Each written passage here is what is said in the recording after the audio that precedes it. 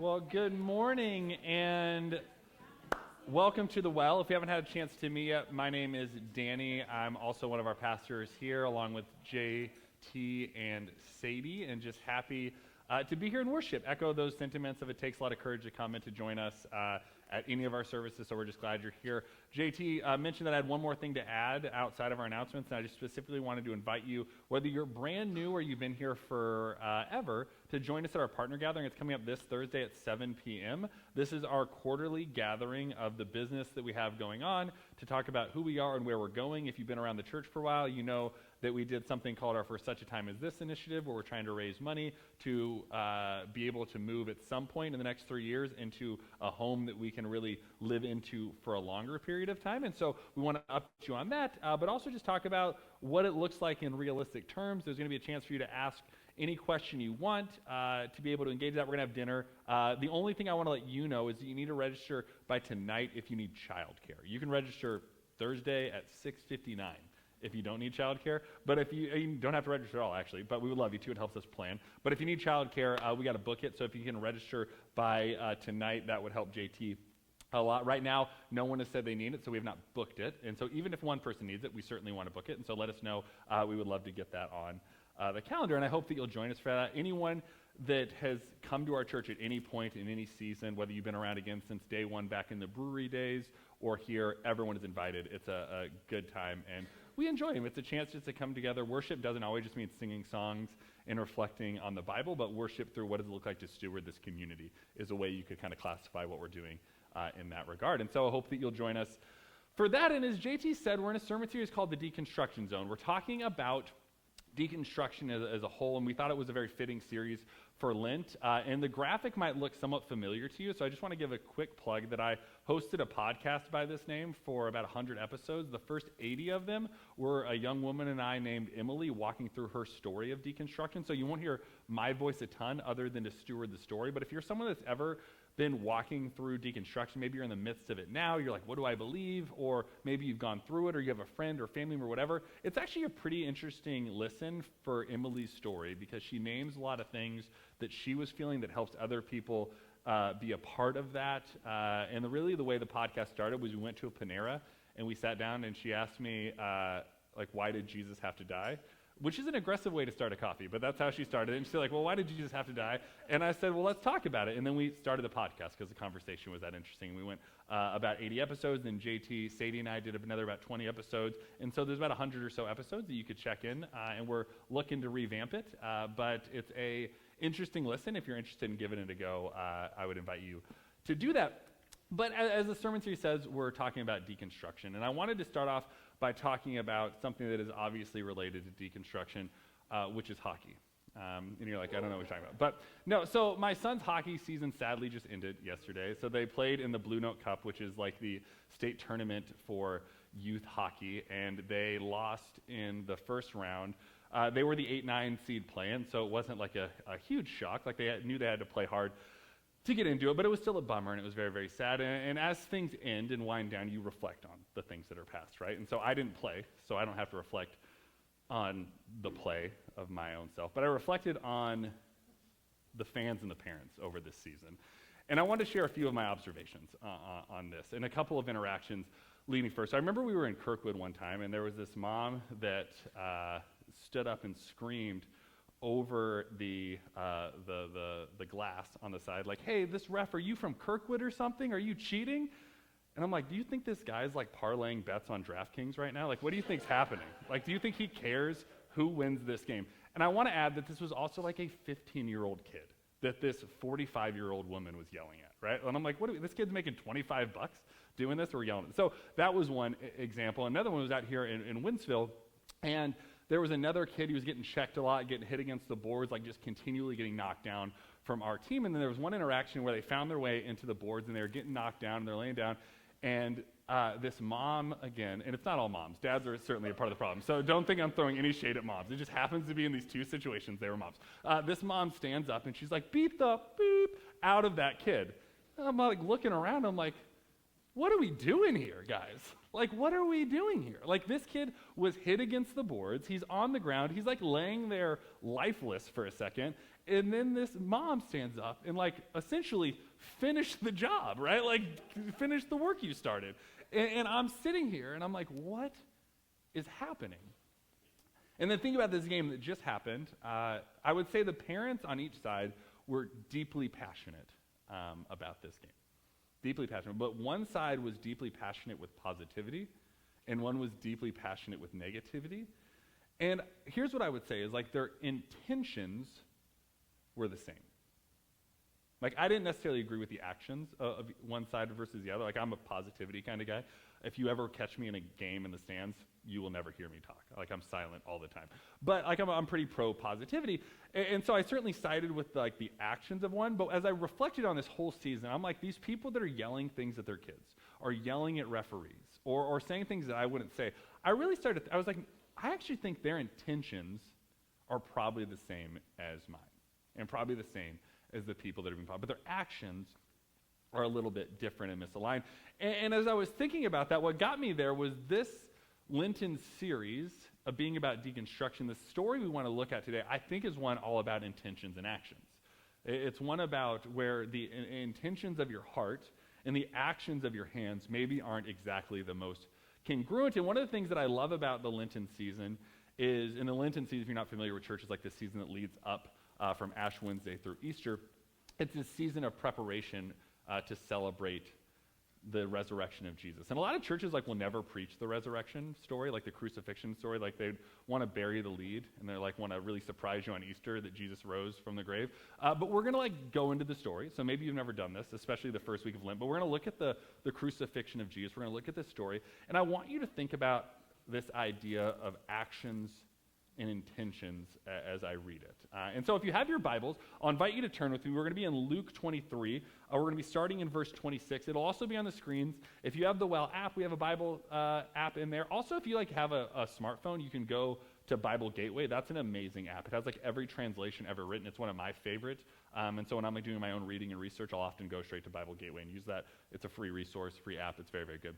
But we're going to be in Luke 23. We're going to start in the 26th verse. It's going to be on the screen, and I want you to hear these words.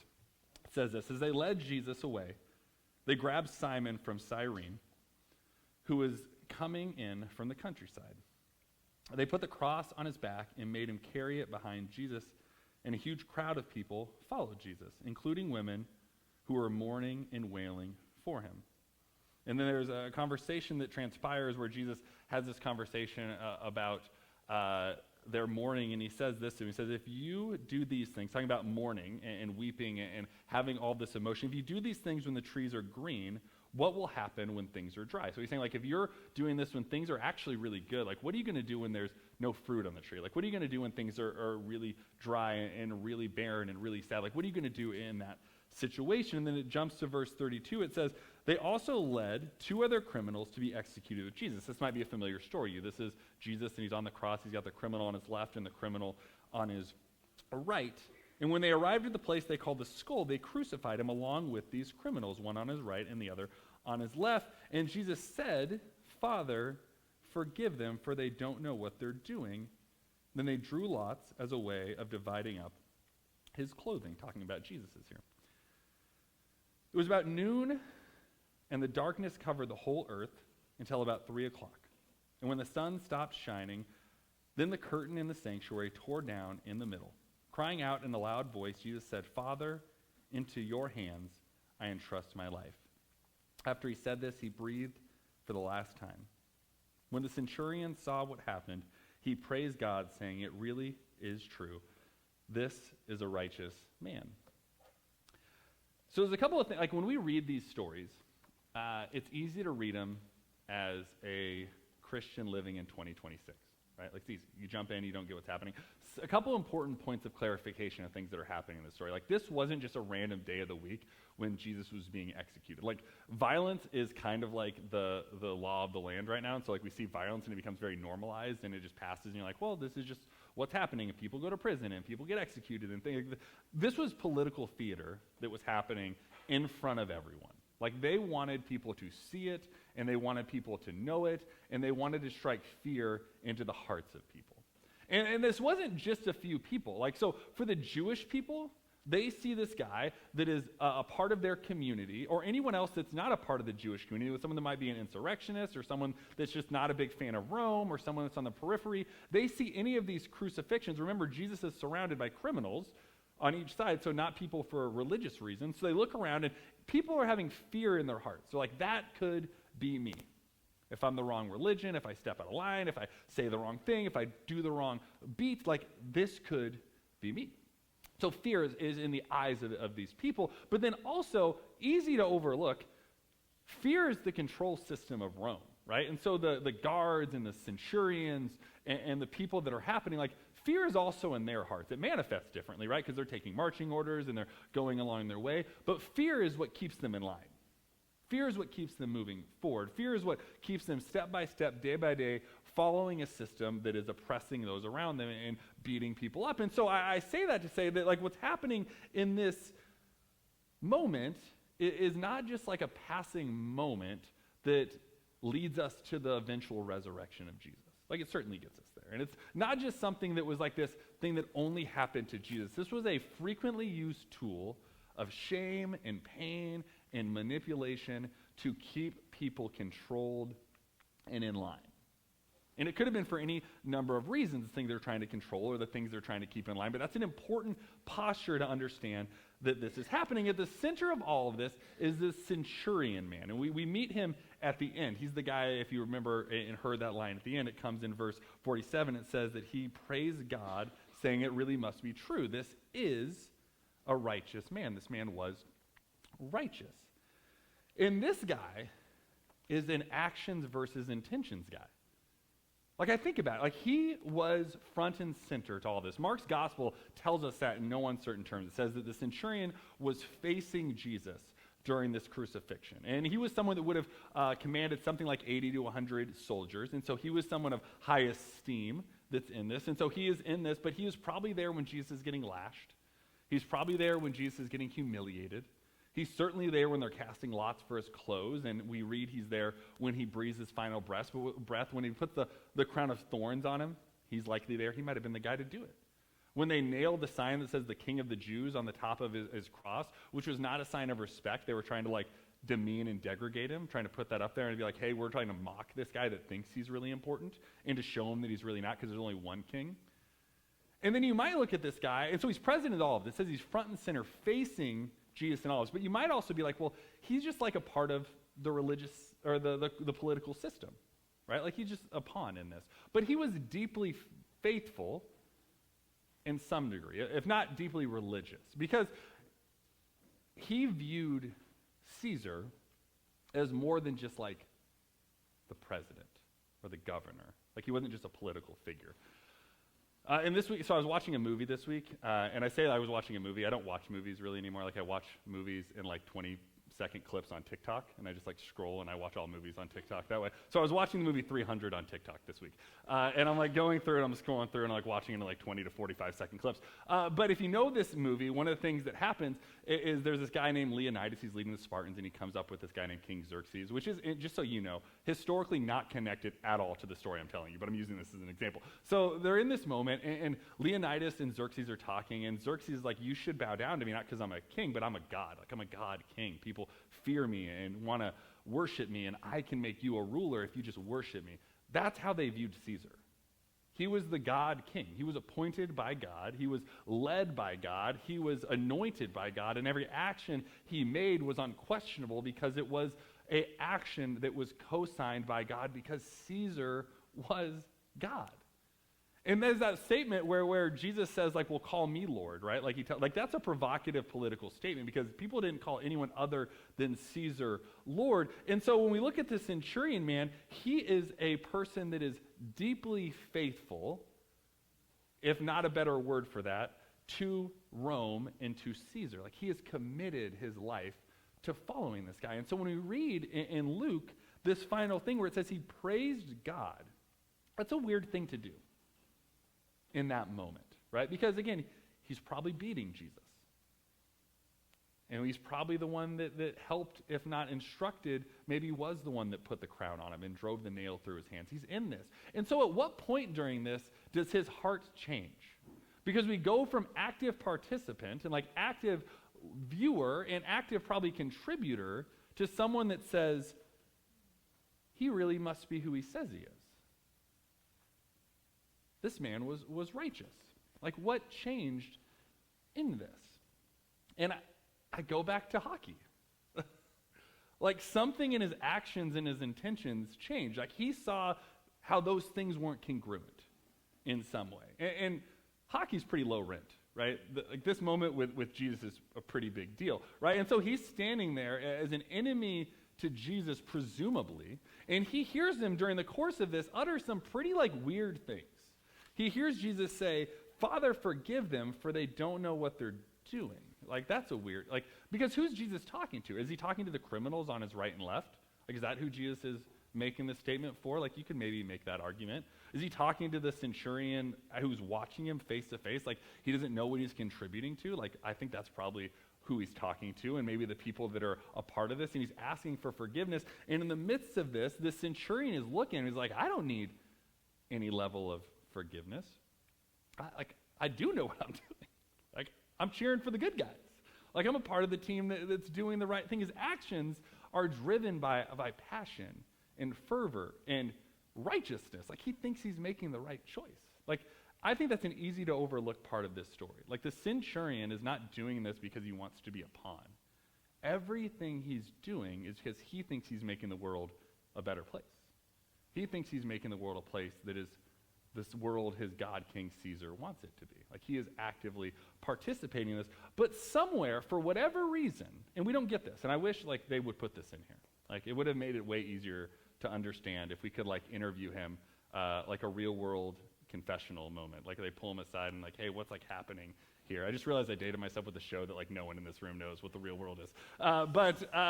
So we have this moment where he changes his mind, and he goes from active participant to it really must be true. This man is righteous. And when we hear righteous, and when I hear righteous, like I go to innocent, right? Like, I read this and I'm like, man, like, he's just saying like Jesus is innocent. Jesus didn't do anything wrong. Like, that's not what he's saying. The Greek word here, it translates more directly to like aligned with God's divine justice. Like, he is aligned with God's divine righteousness. And so he goes from looking at Caesar as God, king, and righteous to saying like, oh my gosh, like, this thing that I've committed myself to is not as just as I thought it was. It's not as right as I thought it was. It's not as good and moral and ethical. It's all of these things that he thought he was doing the right thing every step of the way. Like, I think we look at some of these stories and we paint the Pharisees as the bad guys. They were well-intentioned people with misaligned actions. We look at the centurion, a well-intentioned guy with misaligned actions. But this story, I think, is a huge indicator of how important and integral deconstruction actually is to the faith lives we live. And I don't know how many of you like have experienced this, but many people like walk into a church and their pastors are like, well, don't deconstruct, it's a sin. And if you do this, it's doubt. Deconstruction is doubt. Doubt is a sin. Sin is bad. You're going to hell. Like, you watch the slippery slope, right? You get there. I would challenge you, if you ever hear that conversation, like, there's two places I would point you in the Bible to say that's not true. And they're pretty big parts of the Bible. The first one would be diving into Jesus' only real sermon, like the longest sermon Jesus ever gave. It's a Sermon on the Mount, and in there's something called the Beatitudes. And in this, it follows a similar rhythm. You've heard it said this way, but I say to you it's this way. And so he's like, well, you've heard it said, like, don't murder these people. But here's what I say to you. He's still like, don't murder people. But he's like, the spirit of the law is different than the letter of the law. Like, you guys are turning this into legalism. And the whole Sermon on the Mount, all of the Beatitudes especially, are an act of deconstruction. He is taking things that people held as deeply formative and important beliefs for a long time. And he's putting them up and side by side saying, you've heard it said this way, but here is actually what the heart of this is. He's trying to deconstruct legalism. He's trying to deconstruct literalism. He's trying to say, like, what does God actually want for you? And so that's the first place I would challenge you to go, is dive into the Sermon on the Mount in the Beatitudes. And the second place is where we're going to be the rest of Lent, is in this story of the crucifixion of Jesus. And especially in the story we just read today. And during this series, what we're going to be looking at is the last 7 phrases Jesus utters before he passes. And so some of these we'll hit again multiple times during the course of this. We're actually going to be resting pretty much in this text, and so you're going to hear it a lot, but we're going to look at it from different vantage points over the next several weeks. But we're going to look at these phrases. But this story is a story of deconstruction. Because what Jesus is deconstructing in this moment is like, who gets a seat at the table? That's what he's deconstructing.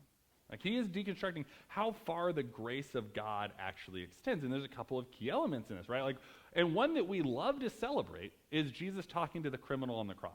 This sinner, and he's broken, and he's up there, and we don't really know what it's there for. It could have been like petty theft, or it could have been murder. We're not exactly sure what he's up there for, but either way, he's being crucified. And we see him up here on this cross, and Jesus says, well, later today, I'm going to see you in paradise. Because this guy tells him, like, well, just remember me when you enter your kingdom. And Jesus says, well, I'm not going to just remember you. I'm going to, like, celebrate with you in paradise later. And this guy, like, doesn't do anything. And we've talked about this before. Like, he doesn't believe any sort of thing. He doesn't change any of his beliefs. But his posture invites him into this kingdom that Jesus is building actively. Like, Jesus in that moment with this man on the cross is deconstructing who gets a seat at the table. But Jesus, like, doesn't end it there with, like, just the oppressed and the accused. Like, he makes a point in the midst of this to be like, but I want you to make sure you understand just how far this goes. When he says, Father, forgive them, for they don't know what they're doing. A moment that at a soul level shatters this centurion. So much so that he, at the end of this, is ready, like, these words that he utters, that it really must be true, that this was a righteous man, is a punishable by death offense. Like, he is saying that Caesar is not God.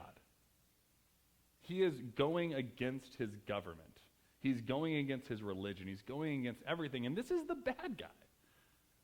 This is the parent yelling, beat the crap out of that kid, right? Like, and God is saying, you get a seat at the table. Like, this is for you as much as anyone else. And over the course of this series, we're going to look at different things we're deconstructing. Like, we're going to look at a big picture things. But when I was thinking about, like, how do we start this? We have to start with who gets to be a part of the family that God is building. Because that's the biggest prohibitor of any of this conversation. That's the biggest prohibitor that gets us from actually moving from understanding grace to embracing grace. For ourselves and for other people. It's what takes us from making this a cool theory about this community of shalom and peace and wholeness that Jesus is building into a lived reality that has a place for the criminal on the cross and the centurion that put them all there. Like, that's a wild community that Jesus is dreaming of, and one that is still nowhere close to fully realized. But as we imagine what this series looks like and the things we're deconstructing, like, that's the foundation that we're building up from. Is a mantra that seems like pretty, maybe not trite, but like something that we say a lot here and can seem like just word salad that's thrown out. But this idea that your seat at the table can't cost someone else there, this idea that God's grace includes you, the idea that we serve communion through an open table, and it doesn't matter if you're a member of this church or any church, or if you have doubts or you've been told no, like, we actually mean that. And not because we think it's cool. We think that stories of Jesus' life, death, resurrection, and ministry point to that. And so as we go into the series on deconstruction, we dive deeper into it, like, I want to challenge you at the baseline. Like, people talk about giving up things for Lent a lot. Here's what I would challenge you to take on for Lent, which is putting on the belief that no one is outside the grace of God. Give me 40 days. And if you're like, I don't agree with you, great. But I would challenge you to join me in a 40-day experiment in believing that everyone has a seat at the table, that no one doesn't get offered redemption, that the man on the cross and Jesus' closest disciples and the centurion themselves all have a seat. And the pathway there is aligning intentions and actions in a way that honor God and honor our neighbor. And that's the mark that's missed often, right? It is great intentions and poor actions, misaligned ethos of what it actually means to be just. And as we go through this, I think the way that we judge that is by what Jesus would call the fruit of the Spirit: love, joy, peace, patience, kindness, goodness, gentleness, self-control. Like, we use that as a way to say, like, man, are people actually embracing this? But I would hope you would join me in this 40-day experiment as we go through Lent, because I think it could be formative for us. Now, part of deconstruction means, like, breaking things. And if you've ever deconstructed anything, you're like, well, yeah, and it sucks. And it's hard. And I want to challenge you to join us in something. And so we're going to share in a moment of communion here in a second. But if you saw in the back, there is a table. There's some instructions on it, and there's some tactile pieces and some pens and stuff up there. We would encourage you to go and to write a belief that you deconstructed, or a belief that you used to hold. And write it on one of these things. And it might be something that you think is really small, or something that you think is really big. You get to be the arbiter of what is good. Like, no one gets to tell you it's significant or insignificant. Like, so you write down what you feel. You also don't have to. This is challenge by choice, invitation, not expectation. So if you want to engage, you can. But as you take it down and you write it down, we want to invite you to, like, take it and you write it down and then to break it. And as you saw, like, that, like, took some energy to break. Breaking beliefs that we once held to be really strong are hard to do. Like, think about how hard it would have been for the centurion to utter those words that he uttered. Like, that was a lifetime of belief that he broke in that moment. And that probably felt as liberating as it felt terrifying. If you've ever been in that moment, you probably get that feeling. And so as you break it, there's a wicker basket in the back. You can kind of drop your broken belief in there. And over the course of this series, what we're going to do is, with different elements, it won't always be things like this. Sometimes it'll be fabric or something else. And we're going to, over the course of the series, collect these things. You don't have to write your name on it. You don't have to do any of that. But we're going to try to put them together into something maybe beautiful as the series progresses and as we go through. So we should invite you to join us in that process.